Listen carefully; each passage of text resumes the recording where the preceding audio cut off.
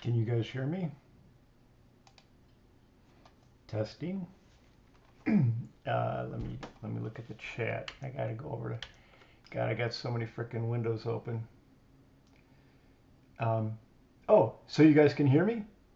Ah, jackpot. Okay, I got so many freaking windows open, guys. I've got um, uh, OBS Studio, NVIDIA Broadcast, YouTube live stream. It's like Jesus Christ. It's like so much crap. Um, yeah, I've messed with this before, but I've struggled to make this thing fly. So I'm ironing out the kinks now, and I was gonna schedule something for 8 o'clock. I was gonna talk about motorcycle stuff. I think I have some worthwhile stuff to talk about. Um, but okay, cool. I got stuff set up, and I wanted to have like a background screen. There's a delay. Um, there's a 5-6 second delay. I'm looking at myself and I'm waiting for it to appear on the screen. So that's good. Yeah. Thank you, Pitchfork. Pitchfork, you're a genuine person. You're a solid guy. You've always been so kind and supportive. You're a good person. I'm looking at a bunch of, I'm looking at somebody's screen. Where am I? Yeah, I don't know. Um, Yeah, so how about that pitch? 30-second delay. I'm noticing about a 20-second delay. Um, and I see, oh, okay. Yeah, 30 seconds sounds right. I was looking at the screen. I was thinking, oh, somebody else is fiddling with OBS Studio. No, it's me. I'm looking at myself delayed. So I've got to stop paying attention to myself and just kind of talk. But yeah, thanks. And Red, it's good to see you. So Red, you're in. I keep forgetting. You're in North Carolina, I think. Is that right? Red, you're in like um, northwest North Carolina, I believe, and then Pitchfork, you're out of Seattle, Washington, I believe. Um, so yeah, cool if you guys just happen to see this. If there was a way to make this private, I would, just so that I don't have to inconvenience everybody. Um, but I'll fiddle with that separately. But you guys have been very helpful and valuable. Yeah, there's like a 1 minute delay, guys. there, there's a 1 minute delay. Um, yeah, how about that? Oh, okay. So Pitchfork saying at the moment he's in Washington, but tomorrow he's going to be back in Idaho. Idaho's a nice place. Hey, you've been in communication with Adventure Idaho. He's got kind of negative things to say about the housing market and affordability in Idaho, which is tough. Um, but anyway, I'll talk for like just one more minute. But you guys have helped me tremendously with the feedback on the sound not working, and then the fact that it is working. Hey, and plus, this is weird. I'm not dressed up. I'm not ready for prime time. I'm wearing a t-shirt. Um, uh, my ability to enunciate is a little bit impaired because of my bout with cancer, and I've got like a detached, dislocated jaw. Um, yeah, Pitch. I saw that you've been looking at Idaho property. Oh, Sean, Amon, yo, how you doing? You're from Angry D's live streams. Good of you to pop in. This is just like a test case. No, thank you, Pitch. Um, yeah, I mean, I can talk. I'm not able to enunciate like I've normally been able to do my whole life, and so I'm having to adapt a little bit, and sometimes my pronunciation or enunciation is a little bit whacked. But hey, Sean, really good to see you. Hey, so Sean, and not trying to dox you, buddy, but approximately where are you located in the U.S.? Yeah, I've seen you in Angry D's streams, Pitch. Yeah, and Angry D's an interesting guy. I met him in person. I rode my ass up to Dallas and I hooked up with him for lunch. He's got a good heart. Everybody's idiots. Everyone has quirks. Nobody's normal. We're all strange in some ways. And Angry D has a few more quirks than your usual person, but he's got a heart of gold. Um, so he's a good guy, and I wish him well. With any luck, he'll be able to jump into the stream. Okay, cool. So Sean is in Louisiana near Lafayette. Very cool. Um, it's funny how people are distributed all around the U.S., but a lot of people tend to be Midwest and West Coast. There's relatively few on the East Coast. Maybe that's because of the time difference, being a little bit an hour later, and Goat has his stream bed. Yeah, Pitch, I hear you. I felt badly for Angry D as well with the loss of his cat. He takes things to heart. The guy has a good soul. he, he's peculiar. He has a lot of quirks, and he has a real kind of temper. He gets wound up at the drop of a pin, but he cares about animals and people and the neighborhood, and he's just very conscientious. And yeah, I'm sorry for his struggles. Um, so I'm gonna cut this stream off because I don't want to wear you guys out. Yeah, bitch, he's Angry D is definitely fucking rough. And I'm not saying anything that I wouldn't say to his face. But even with his roughness around the edges, um, he's still a fantastic person, and I wish him all the best. And I love his energy. I mean, all that Amy Bebop, with her twerking and everything, that's a little bit out there. I mean, I like women as well as much as the next guy, and racy things don't offend me. But that's just a little bit at the limits of the crassness that I'm willing to tolerate. Just for me, that's my taste. So yeah, yeah, I agree with you, Pitch. He's cool. Um, oh, now Pitchfork's throwing kanji out at us. I'm afraid I don't read Japanese. I think that's Japanese. Perhaps it's Chinese, but I don't read Mandarin, and I don't read uh, Japanese either. Um, but hey, here's something weird. We're not supposed to dox ourselves, but it's just us. Um, I've got your cell number read, which is fine, and I was going to call you at some point just to hook up and chat. Um, but whose study of China? You've been curious about my study of China. Oh, are you talking about? Are you talking to somebody else, Pitch, or are you talking about my understanding or my limited expertise on China? Because I know a fair amount about China, but um, I didn't know if you were talking to somebody else. I think Dean smiled, so I think you're talking to me. Yeah, I could tell you a bunch of stuff about China, but I don't want to go into it right now. We could maybe touch upon it during the live stream tonight. But there's all kinds of impressive things with China, but there's all sorts of terrible things about China. And uh, it's weird how it's all about marketing and positioning and propaganda. You can uh, look at China as being the greatest thing since sliced bread and seeing how invincible they are. But then there's the other side of things where it's kind of a shit show over there. They got a bunch of challenges. Hey, yeah, I've been riding my Fireblade a fair amount, Sean. In fact, I'll give you guys a sneak preview of something. Uh, what I was going to say real quick, I was going to dox myself, and I was going to say my cell number. If you guys here, I'll put it on the screen. I know you're not supposed to do this, but to tell you the truth, I don't give a fuck about anything. There's my cell number, guys. If you ever want to send me a text or call me, I mean, I don't have endless amounts of time. Don't get me wrong. Um, uh, I have a life. I have a wife and a family and obligations, and I'm plenty busy. But my cell number is 714-420-2344. I don't have too many secrets. I don't really give a shit about anything, so there's that. But there is something I wanted to show you, Sean, because you asked about the Fireblade, and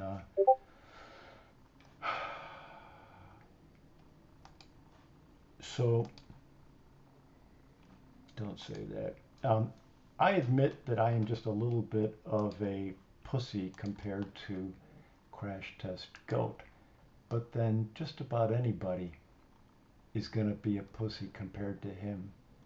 Um, so here's me on my Fireblade. This was, I don't know, 3 months ago, 4 months ago, whatever.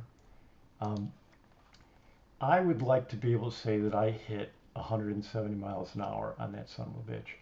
And the reason I say it is because a 600 class like R6, 636, they're only good for about 164. I want to be able to say I fucking went north of whatever a 600 class bike will do.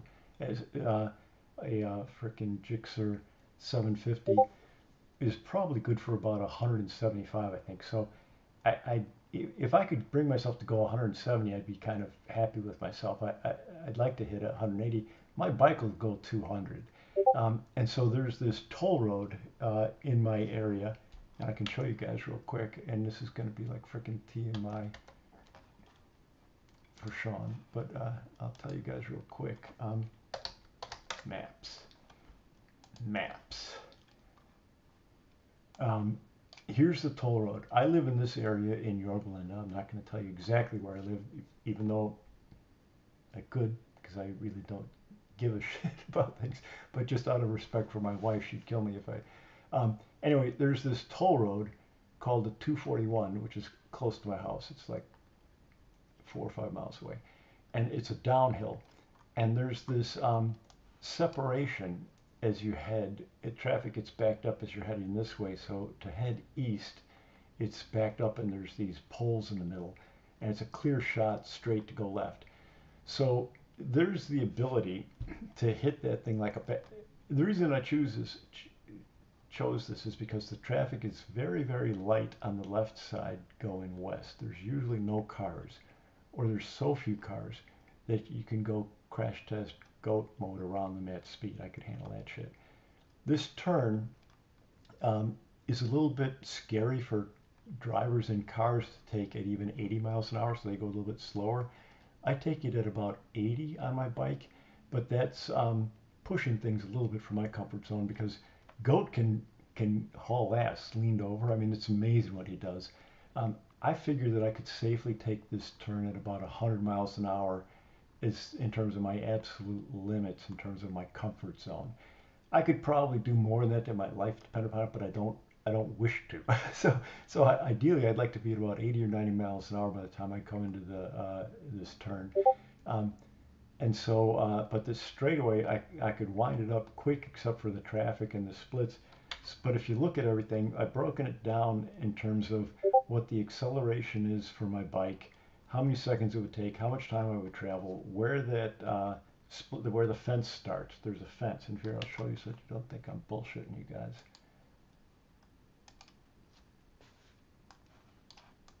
There's the fence. See, the poles, whatever the fuck you want to call it. And so people have to commit, and there's all these dumbass jagoffs that are trying to stay there until the last minute. Here's poor guy, he's on a KTM. Because I looked at this before Google Maps.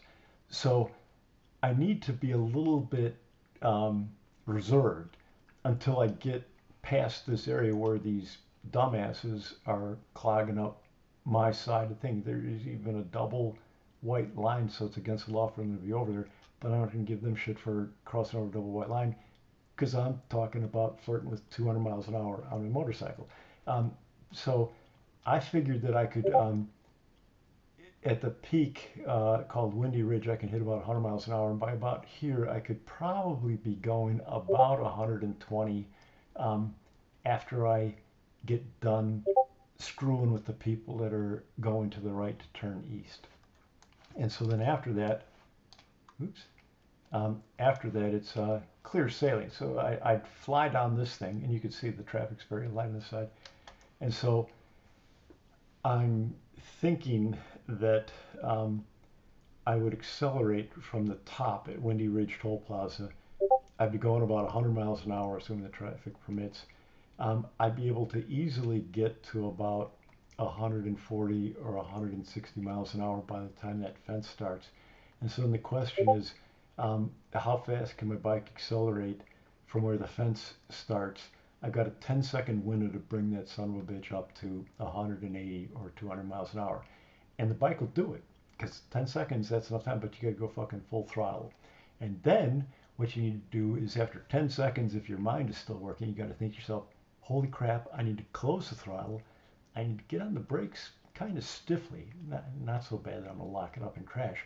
But you got 15 seconds to decelerate from 180 or 200 miles an hour down to 100. Um, and so that's a fair number of G's. You're looking at dropping 100 miles an hour in 15 seconds, and you're still coming in hot at 100 miles an hour into that goddamn turn. So anyway, that's a very long-winded. Oh, Red asked me. Uh, uh, yeah, cool pitch. Yeah, everyone's got their certain sections where it's safe. You don't have to worry about cross traffic, and you're comfortable, and you know the road and all that kind of stuff. And so, yeah, speed runs are a blast. But to answer your question, Red, yeah, I'll answer this. I'm going to cover it again. I'm going to bore you guys because it's going to be probably redundant if I talk about it in the chat. Um, Guys, I really had freaking stage four cancer, and I almost died from it.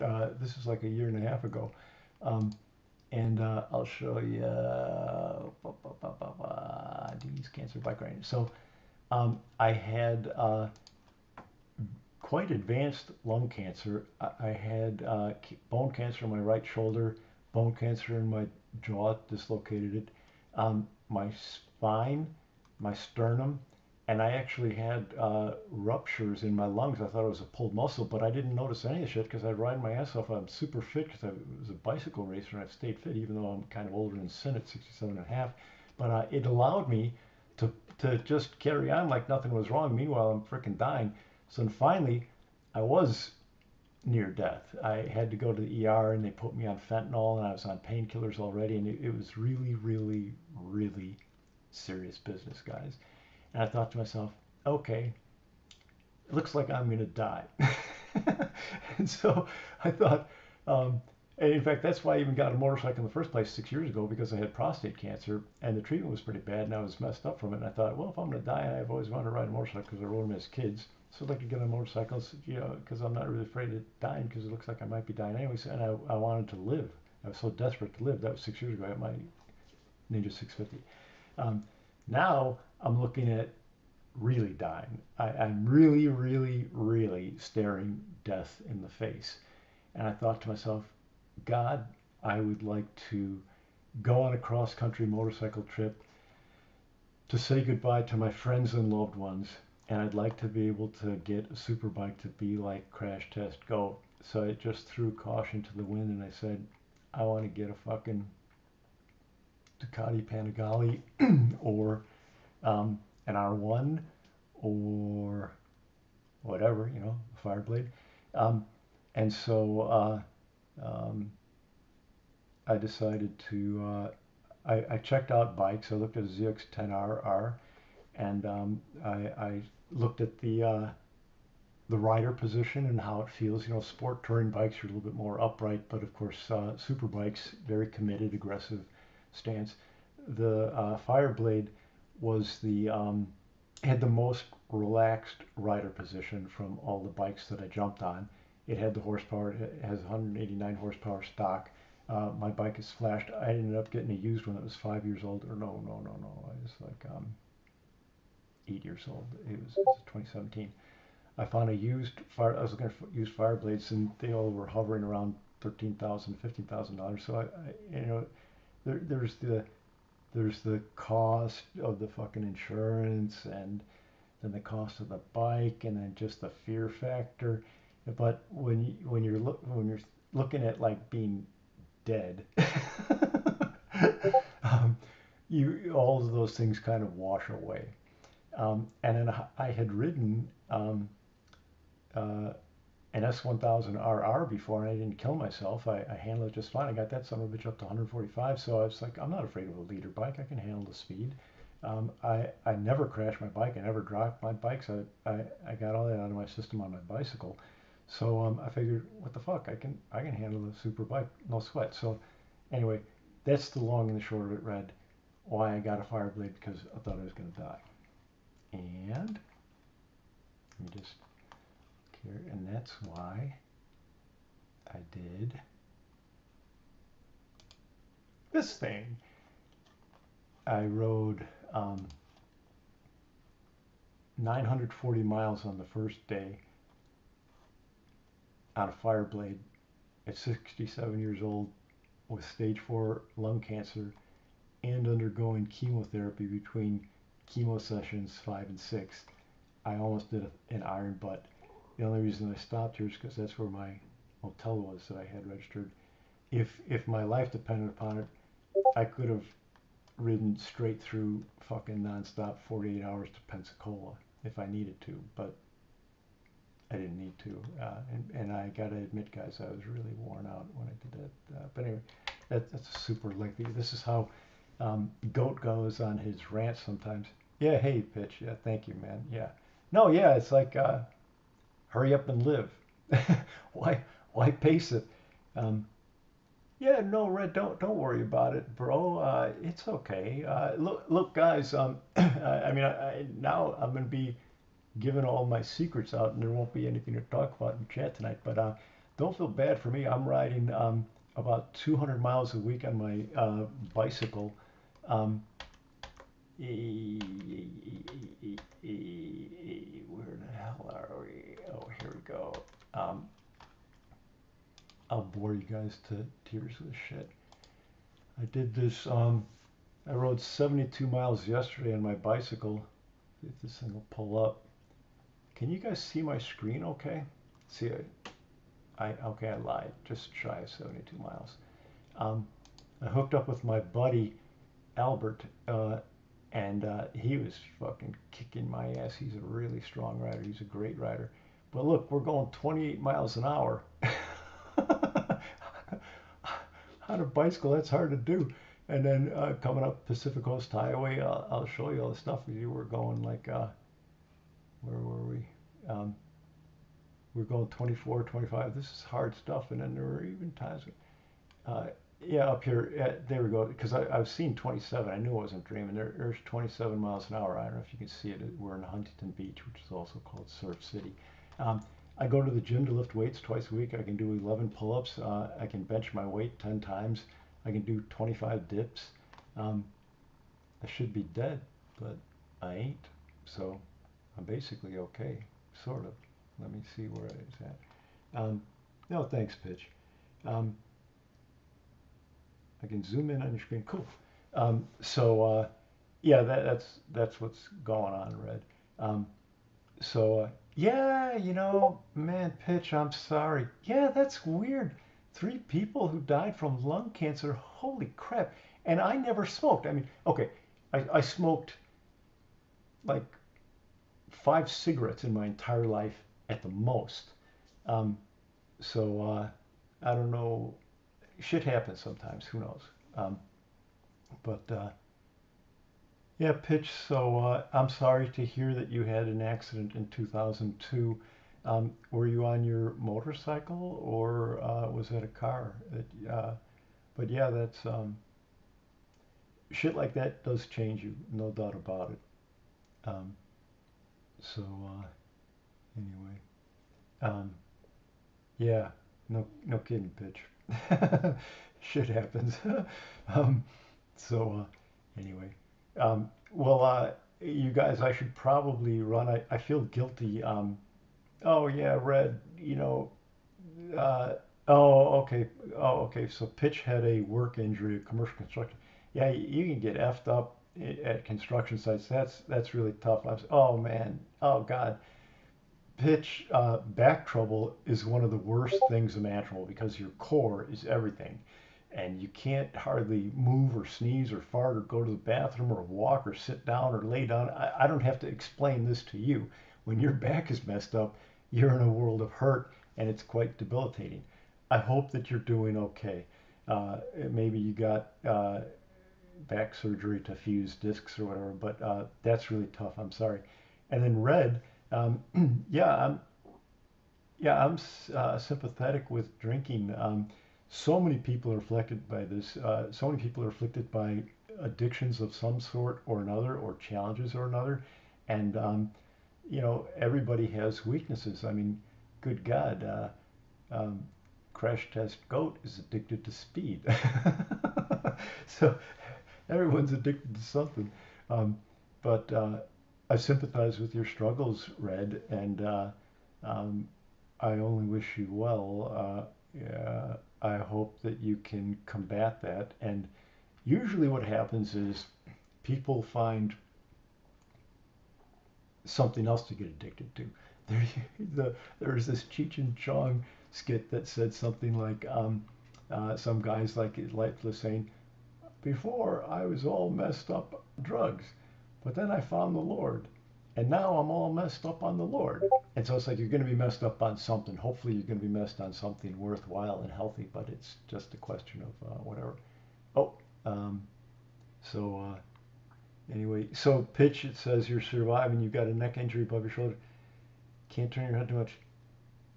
Yeah, Pitch, that's a tough one. You got to be careful with that. I mean, I know and you have rear view mirrors. Um, so it's a pain in the ass to turn your head anyway on a motorcycle to see back. You can check your blind spot, but it's the way that Goat turns around, completely to do like a 180 to look behind him. You can tell with his camera. Geez, I have trouble doing that. And I'm really good about turning my head from riding my bicycle so much and from bike racing. You need to be able to look over your shoulder and hold a straight line and know where you're going. And so I'm quite adept at doing that, but it's difficult to do that on a motorcycle. It's easier to do that on a bicycle. And so then, but you've got a stiff neck, and so, or other uh, debilities. But that's got to be tough. Okay, so okay, Red says, Dean, like today, I was thinking about it like nonstop. Like, yeah, Red, I know you've got friction with your parents, and it's a tough one because I know that your parents love you, and I know that you love them, and they're trying to help you, but they're probably becoming impatient and fed up with you, and they only want the best for you, but sometimes people resort to tough love, cruel love, or whatever, because they'd like to compel people to, you know, improve themselves. And drugs can completely destroy people, but so can alcohol. And so, yeah, if you can't, because I mean, Jesus Christ, behavior is one thing. Another thing is your fucking liver. And so it's words are one thing, but then there's your body chemistry. And if you drink enough alcohol, you're going to kill yourself because it's going to destroy your liver or your mind, and it's not going to be good. And so it's a lot better if you can take control. But look at us, we're going on motorcycles and we're going fast, and so whatever. Yeah, Red, I can appreciate that you're feeling down. It's tough, and then when you're feeling down and when you have a run-in with your parents, it only makes you feel worse, and then you probably compensate by self-medicating with alcohol, which is just a vicious spiral. So whatever. But anyway, this isn't meant to be a therapy session. I got all kinds of demons and shortcomings of my own. We could spend hours talking about me. Um, so I hope you're doing okay, Red, and I hope you can get along okay. And Pitch, yeah, I'm very sorry about your neck, and then you probably even have residual problems with your back. That's tough. I'm sorry about it. But Pitch, you seem to be surviving, and you're able to do your motorcycle, and you're looking at stuff in Idaho, so you're thriving and you're vibrant. So very good. Um, so, guys, I was going to stop the live stream so that I can take care of some other things, and I got to see about scheduling live stream at 8 o'clock. Any parting words before I end the stream? I want to give you guys an opportunity to say boo, and I'm looking at the chat to see what to do. I'm going to be more presentable. I'm going to be wearing a shirt tonight. Yeah, no shit, Pitch. That's right. You got to keep on fighting. It's the only thing we can do. Yep. So, okay. Yep. Yep. Yeah. No, it's true, Pitch. Just keep fighting the good fight and try to be good to other people in our lives as best we can. and just get along. That's one of the things that endears me about both Crash Test Goat and Angry D. Um, they are both solid people with good hearts, and they care about other people. They treat other people with respect and kindness, except for that one asshole that turned Angry D in, who's kind of a jerk, that got him fired, excluding that person. So, all right, thanks, Pitch. You too. You're a good person. So okay, I'm gonna close the stream and I'm gonna fiddle with some stuff, but I appreciate you guys showing up and helping me, and hopefully we'll meet again tonight, 8 o'clock West Coast time, only for an hour. I was just doing this as a fill-in, like a placeholder placebo for Crash Test Goat Separation Anxiety. Okay, see you guys. Take care.